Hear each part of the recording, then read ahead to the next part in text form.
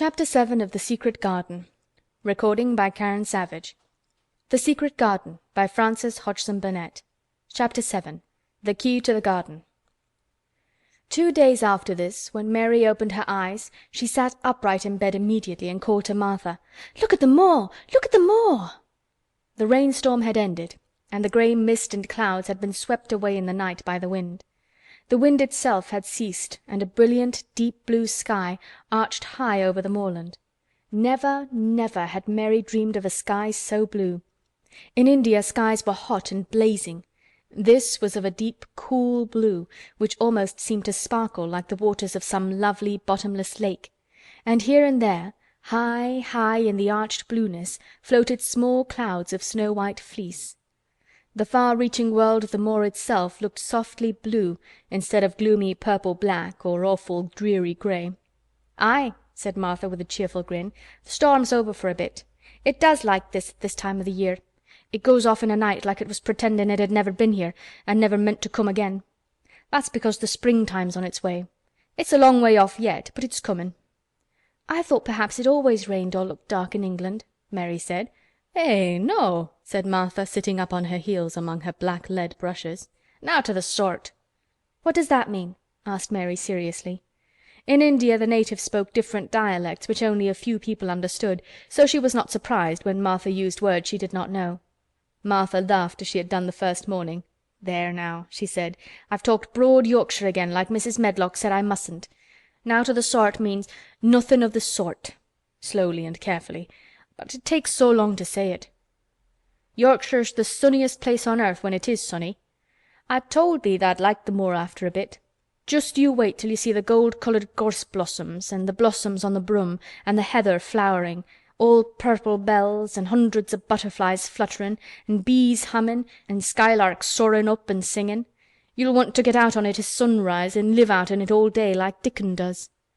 "Could I ever get there?" asked Mary wistfully, looking through her window at the far-off blue. It was so new and big and wonderful, and such a heavenly colour.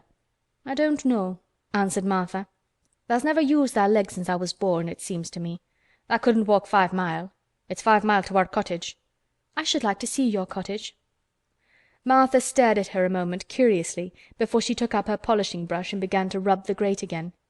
She was thinking that the small plain face did not look quite as sour at this moment as it had done the first morning she saw it. It looked just a trifle like little Susan Ann's when she wanted something very much. "I'll ask my mother about it," she said. "She's one of them that nearly always sees a way to do things. It's my day out today and I'm going home. I am glad. Mrs. Medlock thinks a lot of mother. Perhaps she could talk to her." "I like your mother," said Mary. "I should think tha' did," agreed Mary, polishing away. "I've never seen her," said Mary. "No, tha' hasn't," replied Martha. She sat up on her heels again and rubbed the end of her nose with the back of her hand as if puzzled for a moment, but she ended quite positively. "Well, she's that sensible and hard-workin' and good-natured and clean that no one could help likin' her whether they'd seen her or not. When I'm goin' home to her on my day out I just jump for joy when I'm crossin' the moor." "I like Dickon," added Mary, "and I've never seen him." "Well," said Martha stoutly, "I've told thee that the very birds likes him, and the rabbits and wild sheep and ponies and the foxes themselves.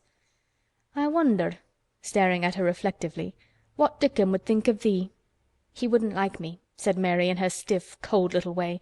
"No one does." Martha looked reflective again. "How does tha like thysel'?" she inquired, really quite as if she were curious to know. Mary hesitated a moment and thought it over. "Not at all, really," she answered. "But I never thought of that before." Martha grinned a little as if at some homely recollection. "Mother said that to me once," she said. "She was at her wash-tub and I was in a bad temper and talking ill of folk, and she turns round on me and says, 'Tha young vixen, tha! There tha stands sayin' tha doesn't like this one and tha doesn't like that one. How does tha like thysel'?' That made me laugh and it brought me to my senses in a minute." She went away in high spirits as soon as she had given Mary her breakfast. She was going to walk 5 miles across the moor to the cottage, and she was going to help her mother with the washing and do the week's baking and enjoy herself thoroughly. Mary felt lonelier than ever when she knew she was no longer in the house.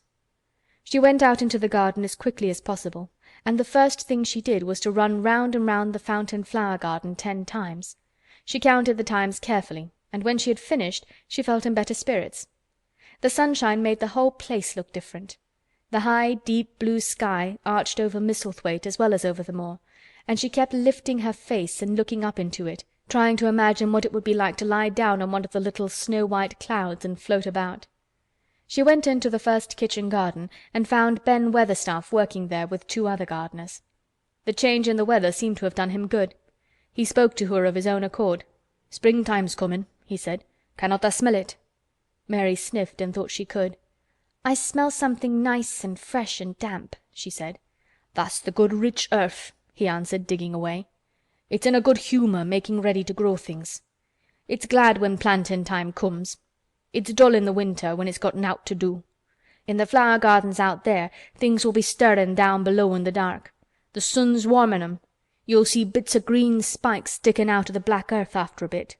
"What will they be?" asked Mary. "Crocuses and snowdrops and daffydowndillys. Has tha never seen them?" "No. Everything is hot and wet and green after the rains in India," said Mary, "and I think things grow up in a night." "These won't grow up in a night," said Weatherstaff.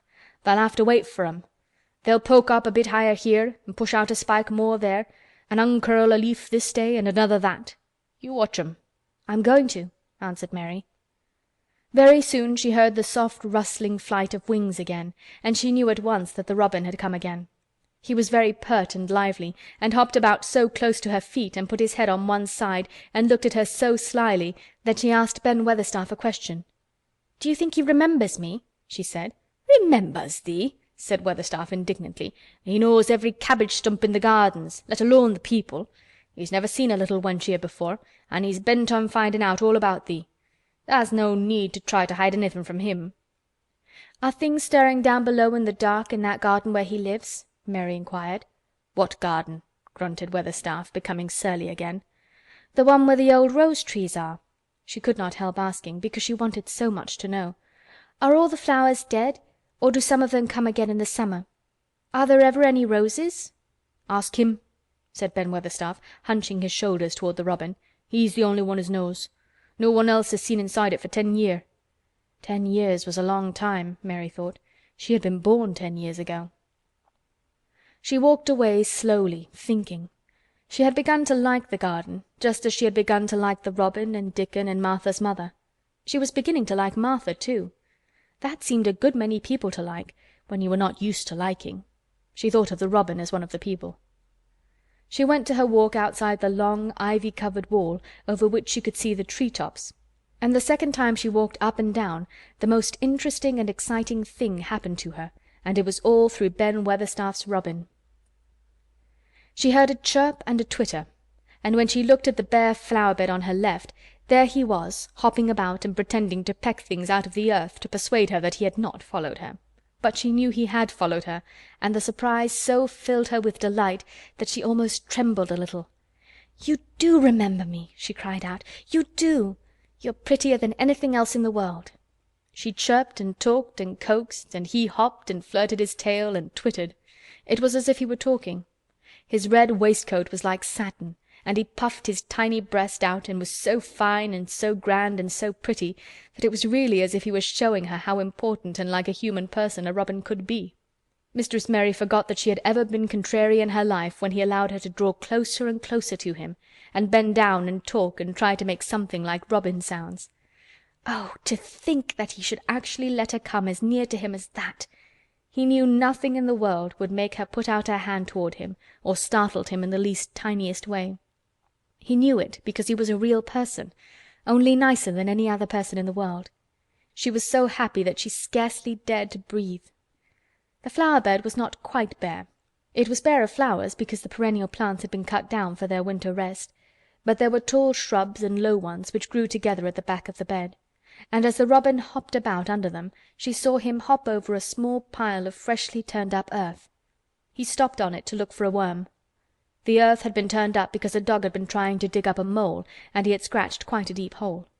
Mary looked at it, not really knowing why the hole was there, and as she looked she saw something almost buried in the newly turned soil. It was something like a ring of rusty iron or brass, and when the robin flew up into a tree near by she put out her hand and picked the ring up. It was more than a ring, however.